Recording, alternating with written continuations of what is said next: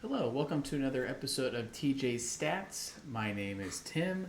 Today's player that we're going to dive into is the Japanese superstar, eventually becoming a Seattle Mariners superstar, Ichiro Suzuki. So I usually don't do a whole lot of research prior to, but because of the significance of Ichiro coming over from Japan and all that, I wanted to do a little research on where he was from. And so I'm probably pronouncing this poorly, but he is from, according to his baseball reference page, Nichi Kasagua or Kasugai Gun, Japan. Like I said, poorly pronounced that, but I did look it up. It looks like that is in the Nagoya region of Japan, which, if you're looking at Japan as kind of like this kind of symbol, he's going to be, it's about right here. So Tokyo's more up here, more towards the upper center part, the Nagoya area, where Ichiro is from, or I'm sorry, where he was born is over there. So now that we've got a little bit of history there, let's kind of just dive into his career. And you got to start with his career in Japan, because that's where he started his career, obviously, before coming over to the United States. So he played for the Oryx Blue Wave from age 18 all the way until through his age 26 season before coming over to the United States and being a rookie in 2001 for the Seattle Mariners in Major League Baseball. So let's take a look. Let's see if he'll let me behave or if it will behave itself. Well, anyway, we can still get our point across here. So if you look at a lot of his stats here, strikeouts, not a lot, pretty similar to how he was in the United States. Batting average, got nearly 400 there, nearly 350 there. So you've got all of the 387 was his best in his last year before coming over to the United States. On base percentage, ridiculous, nearly 500 in this last year too. Total bases, 200. OPS, almost 1,000, and it was almost 1,000 a couple of times. Yeah, and his slugging's like in the fives, so like that's just what he did, and that's not with a lot of home runs. The most home runs he had, well, in his Japanese career playing for Oryx, 25. Not a lot of home runs compared to some super sluggers. Then, and people that watched Ichiro, that wasn't his game. That wasn't his game to hit home runs. His game was to get on base. Which if you look over here, now given Major League Baseball is 162, so these numbers may seem a little lower, but it's because they play less games. They play 130. Looks like 135 there. So they're playing sub 140, or at least he did the years he was over there. Again, 190 or 100, nearly 180, almost 200 hits in 3 seasons there. So just like he was here in the United States, he got his hits and he had his steals. He almost had 50 one year. Okay, this year alone, let's just look at 95. Okay, he had 49 stolen bases, caught 9 times. Good percentage. 68 walks, 52 strikeouts. That walk to strikeout ratio is insane. You just don't see that anymore in today's game. 342 batting average, 432 on base percentage, 544 slugging percentage. Stellar year. Single digit double plays he hit into. That's ridiculous. He was intentionally walked more times than he was than he hit into a double play. Another thing that just doesn't happen. Let's see. Yeah, triple digit runs. Let's see. Can I find any? I don't know if I can find any awards and stuff he won, but I mean, you got to imagine he was doing that, right? Man, that's crazy. These Japanese numbers, no wonder the Seattle Mariners were like, yes, we want to pay a lot of money for you to come over and play for our team. We want to bring you over to the United States. So we've got a little bit of an intro where he's from, a little bit of his Japanese career before coming over to the United States. So now I'm going to switch over to his Major League Baseball reference page. Okay. Came over as a 27-year-old rookie. And for those that aren't familiar with baseball reference, all these bolded numbers means he led the league in that stat. Means he led the league. There's a lot here. And if you look, Plate appearances, towards the top, if not the top. At bats, nearly the same stat. Games played. Heck, when he was 38 years old, he played 162 games. That doesn't happen anymore. 161, 162.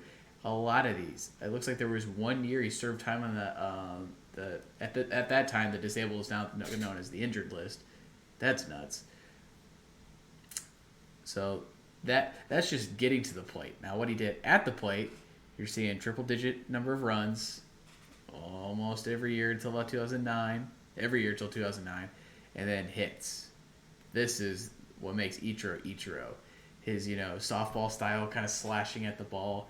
As a rookie, the 1 year he won an MVP, 242 hits, led the league. Already talked about plate appearances, on base percentage. 56 stolen bases, led the league. 350 batting average, 381 on base percentage. Total bases, 316.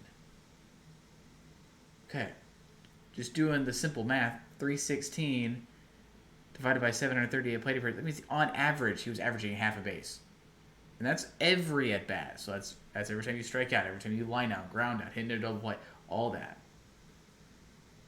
That's crazy. OPS plus 126, and that's with a sub 500 slugging percentage. That's insane. You just don't see that. 242 hits, like I said, doing all these as a rookie, 34 doubles. And what might be the most miraculous part, and I don't know how many times this ever happened, he won not only the Rookie of the Year, but also the MVP with single-digit home runs. 8 home runs. 8 home runs. Ichiro said numerous times, people go, why don't you hit home runs? He goes, it's not my game. He goes, I could do it, but I don't want to do that. This is my game. I want to stick to my game, which is crazy. So let's just go. And also, that was the first Gold Glove he won. We'll talk about Gold Gloves and all that here in a second. That's just year 1. And then the next year, 321.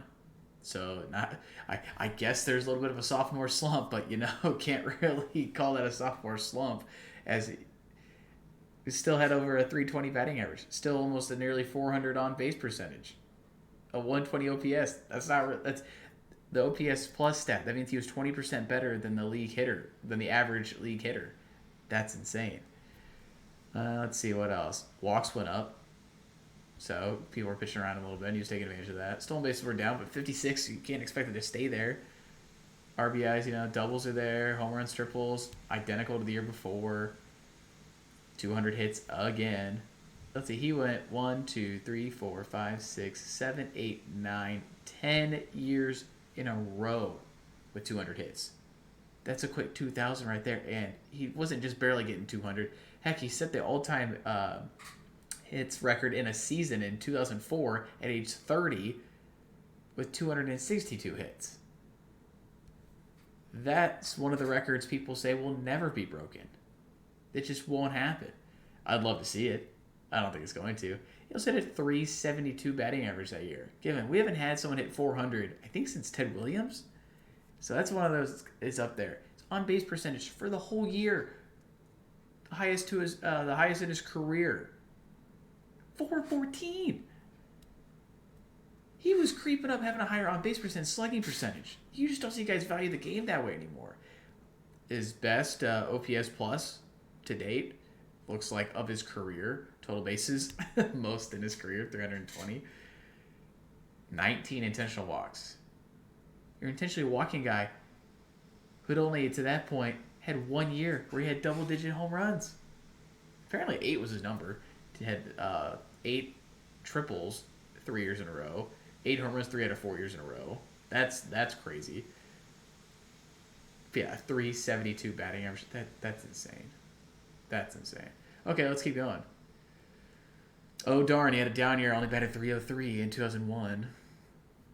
Let's see, 224. Okay, so he led the league. 1, 2, 3, 4, 5, 6. So he had 7 batting titles. That doesn't happen. He even won a batting title in a year where he missed, missed 16 games at age 35. No big deal or anything. And doubles looks like he was in and around the 20 to 30 mark every year. That's awesome. I can't believe the speed he had going into his late 30s, early 40s. 42 stolen bases at age 36, 40 at age 37. That's insane. 29 at 38 between two clubs. Sometimes, it takes a while to get adjusted to new teams. That's nuts. Okay, so now since I'm still in awe, so I apologize, but I'm just still in awe of all the numbers. Before we talk about his departure from Seattle via trade, let's talk about some of the awards we've got over here. We already talked about Rookie of the Year, MVP. Only time he won an MVP. Arguably, he could have won more just based on some of these ridiculous numbers, but I think that's when the league was starting to shift more into a power hitting league. You've got the 90s and whatnot, so he's kind of the anomaly, not really the flashy home run guy. He's kind of more of your table setter, right? He won, I think, 10 gold gloves in a row? 1, 2, 3, 4, 5, 6, 7, 8, 9, 10 in a row. I think he was going every year up against Torrey Hunter, and they were just going 10 in a row. I think it was both of them, just boom, boom, boom, boom, boom for center and right field. I think a bunch of those years it was top 3 outfielders, regardless of the position they played. Then he won the Silver Slugger 1, 2, 3 times. Was an all-star all of these years. So that accumulates to, like I said, 10 all-star appearances, 10 gold gloves, 3 Silver Sluggers. It says he was a 2-time batting champion? Oh, my apologies. I was reading hits when I say he was a 7-time. So he led the league in hits 7 times, a true batting champion twice. When he hit a 350 and a 372. There's a bunch of these years. 351 in 2007 didn't win it. There's a lot of years, so my apologies there. So 2-time batting champ, All-Star MVP. What year did he win the All-Star MVP award? We'll have to dig into that. We'll dig into that when we get towards the bottom of the page. So let's see. Before we talk about his career numbers, we'll kind of dive back into the stat sheet here. So then he was traded, and we'll see the trade details when we get to the bottom of the page, to the Yankees, and that was in 2012. And it looks like he got a little resurrection. That's those 67 games playing for New York with a 322 batting average, 340 on base percentage, 800 OPS, 113 OPS plus. So getting back to the above average hitter. So that was cool to see. And then in his 2 full years with the Yankees, let's see what he did there. His batting average is there, and the on base percentage is low because he just didn't take his walks. He just kept getting his hits. That's crazy. I mean, he's also 39-40, and he's been running around like a madman in 2 different leagues since he was 18 years old. I mean, there's a point where your body starts to slow down. Let's see. And then played a few, looks like 3 years in Miami. I remember seeing him in those weird Miami uniforms. That was weird. And I believe that's in Miami. I think, if I remember right, might have been in Colorado.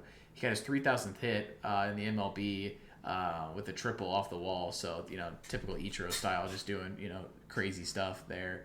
And then he actually got to return for a little bit of a homecoming in 18, going back to Seattle, and then he got I think he got like the opening day type contract in Seattle, so he could play. That's when they played in the Tokyo Dome, I believe, in the 2019 season against the Oakland A's. So he got to finish where he started, if you will, right? Being in a Seattle uniform, but more importantly for back in Japan where he's originally from. So now with that said, let's kind of move down more into some of his all-time stats. 60 career WAR, definitely Hall of Fame worthy numbers. And I apologize, let me scroll back down. So 2019, he would be eligible for the Hall of Fame 2024. So he'll be eligible in next year's ordeal. So that'll be cool to see what percentage he gets in. He'll be a first ballot guy. Never been a guy of controversy in terms of steroids or anything. He's kept his nose clean. He's won an MVP. He's done all this stuff between being a hitting machine, Gold Glove winner, batting titles, all that good stuff. So going back into more of his stats, had nearly 10,000 at-bats, had almost 3,100 hits, and that's from age 27 to age 44, 45. We saw at the bottom there. So just doing 3,000 hits and starting his career at age 27 here in the States. That's crazy. 117 home runs, again, like we talked about. Not much of a home run hitter, but still got 117. Career batting average, that's even including those years where he was getting older, more of kind of a reserve outfielder, just kind of, sticking around to get some more of those hits. 311. Love seeing that. Total runs 1420, so that's good to see there. Lots of numbers, lots of runs there. RBIs 780. It was a table setter, so that's a good number there. Over 500 stolen bases, which is, for reference, Lou Brock is second. I would say Ricky, but he just was unique. It won't maybe have to do a player profile episode on Ricky Henderson, who had like 1,400 or something, whatever. But next closest to the top of all-time stolen bases is Lou Brock. And so Ichiro coming at age 27, getting 500, I think that's a plus. I think that's great. Going into some more of his stats here. OPS plus 107. Again, that's what those years where he got older, wasn't as consistent with his hitting. And I'm only knock on it because that takes the entire career. That's a stat that encapsulates his entire career. So 107 there. And he was not much of a home run hitter. So, if a bunch of singles and whatnot, that's going to lower that number down because, the slugging part, carries a lot of weight in that as well, right? And a 757 OPS. And he wasn't a home run hitter. A lot of home run guys can't even get that much, and they are home run hitters. So that's just crazy. That's just insane. So before we start kind of scrolling down and looking at some more specifics of some of those trades, and we'll see what year he won that All-Star MVP because I don't have that on top of my head. Let's look at this this section here. Let's see. So he's 27 and a half. Oh, I didn't realize that. His first game, April 2nd, 2001, was against Oakland. And then his last game, which I did know, at the Tokyo Dome as part of that opening, like I said before, of the 2019 season at age 45, was also against Oakland. So that's really cool.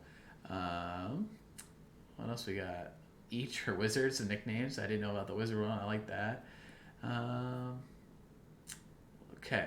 Now, let's take some time to scroll down. Let's look at... we'll just kind of scroll down, kind of see where we go from here. So we covered this already. We covered a lot of this at the top. Let's see. Ooh, yeah. Let's look at some wins above replacement. That's this column over here. 2004 had a 9.2 wins above replacement. Now again, for folks that don't know, wins above replacement. A 0 WAR is league average. So according to WAR, Ichiro's 2004 performance was worth 9.2 wins for his team compared if they just threw like Joe Schmo and had him patrolling center field or right field, whatever he was playing in 2004. Now think about it. 9.2. We'll just say 9, just for an easier number. So if you've got a 500 year as a team where you're 81-81, and then you added Ichiro in place of a neutral guy, it's a 90-win season. So that's a 500 club playoff team. That's straightforward. And that's just him. A lot of teams have to pick up multiple pieces to go from kind of that league average or that kind of 500 record into a playoff contending team. So he was doing that by himself. Let's see. A lot of these stats I don't even know, which is cool. Let's see. So this is how many defensive... wow. We could spend hours doing this. That's great. Okay, you're looking at his salary. Made plenty of money. Says in 19 seasons made about $167 million. That ain't too bad, right? Yep, 14 years Seattle, 3 years in New York, 3 years with Miami, and then Seattle. Those 14 years Seattle includes 2 tenures technically. Let's see. And if you look at his ground ball percentage, wow. 1 year, 2004 again, 62.8. He was that slap hitter, man. He just knew how to do that. Crazy. Line drive percentage, never really over 25%, except for that 1 year, it looks like. Hard hit percentage, not very high. That's just what he is. He just wasn't that guy. He was just a guy who was going to. Best example of a leadoff hitter, a guy that gets on base. You know, you would prefer to take some more walks, but he made it up with his hits. Didn't strike out a whole lot. You know, career just a tick over 10% strikeout rate, which is great. 6% walk rate, which is below average, but his hit rate was just ridiculous. That's great. Yeah, and the ISO, which stands for, I think it's isolated slugging output, something like that. Wow. And that's basically just showing how much power. Usually the power hitters, I think, are, you know, close to 2x this like 100s value that he's in there, and he's a career .091 ISO. We're getting into some of the nitty gritty, and I know you guys don't necessarily want to hear that much detail, but Baseball Reference, great website. If you haven't checked it out, you can get even more in depth than we're getting here today on these stats. Okay, let's look at his postseason. So 2001. That was the year was it 116 wins? The Mariners had the most wins of all time. Didn't even make it to the World Series. That's crazy. Batted 600, 12 hits, a double. That was against Cleveland in the ALDS that they won, and then batted 222 when they lost the Yankees in the ALCS. So that goes to show if your stud guys don't perform well, then you're probably not going to get very far. So. And then in 2012, full circle, getting eliminated by the Yankees in 2001 rather. They won against Baltimore in the ALDS, and then lost to the Tigers in the ALCS there. So, wow. In that ALCS, he batted .343 at age 38. That's bonkers. And then 217 in the ALDS, but they won anyway, so you move on there. Oh, they actually show his pitching stats. He had one inning pitched. I do remember this. This is at Miami at 41. This is like similar to like what Pujols and Molina were doing last year. Just, you know, one pitching appearance. 2 hits, 1 run, 1 earned run. Did he have any strikeouts? No, he did not. He didn't walk anybody either, though. Wow, that's cool.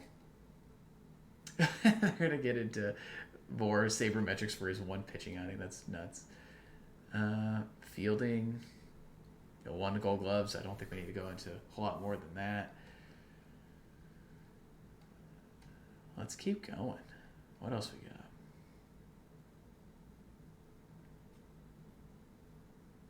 Yep, so primarily a right fielder for those first few years. So the majority of his career, he was a right fielder. 2007, he was a center fielder for the entire season, but primarily a right fielder. That's just what he did. Yep, pitched that 1 game. Left field, fair number of games, DH'd for a few. Okay, appearances on leaderboards, awards, and honors. Let's get ready for this one. Okay, so 10 All-Star games, we covered that. 5 awards. Let's dig into that.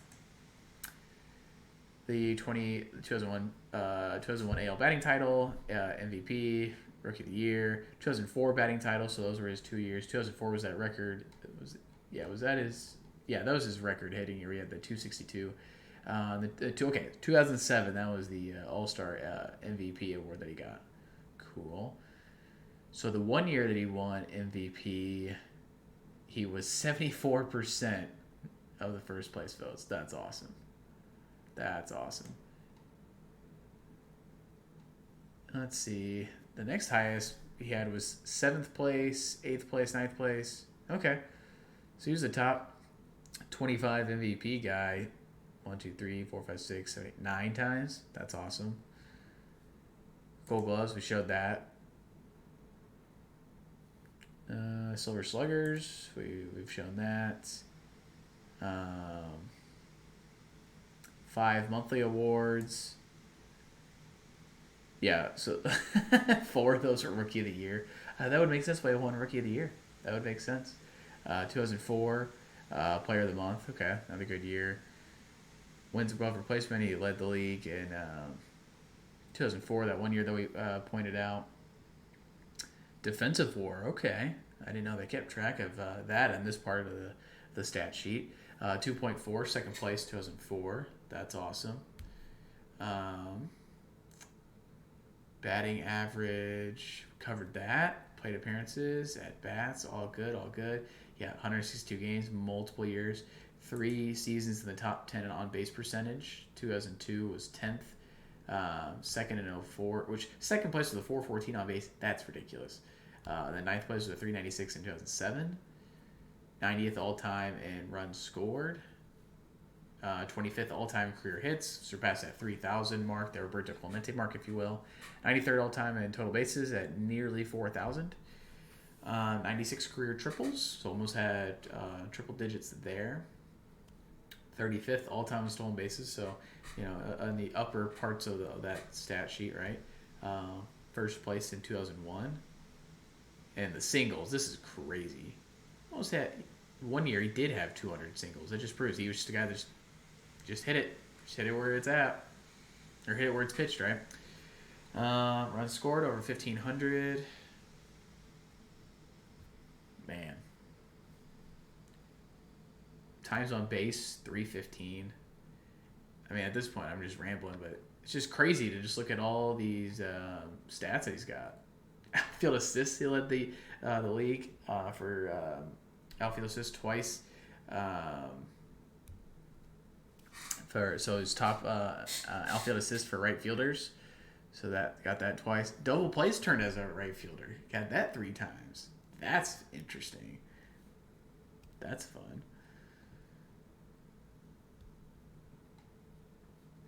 Let's see. Yeah, okay, yeah. And similar batters they compare him to. You've got your Lou Brock, Rod Carew, Tony Gwynn. A lot of that makes sense. A lot of those guys are Hall of Famers to compare him to. So let's kind of wrap up here just by looking at transactions. We'll talk about some of those trades, and then we'll kind of put a wrap on it. So, purchased the Mariners got his contract in around Thanksgiving of 2000, 2012 after spending all those years in Seattle. Traded the Yankees for Danny Farquhar and DJ Mitchell, which those guys didn't really contribute to a whole lot, if memory serves me right. So then it was a free agent that year. Signed, it looks like a 2-year contract with the Yankees. And then as a free agent, walked in 14. And that's when he signed with the Marlins for, looks like a 3-year deal. So then after that, signed with the Mariners. And then he got to kind of, rise into the sunset kind of thing like we talked about there.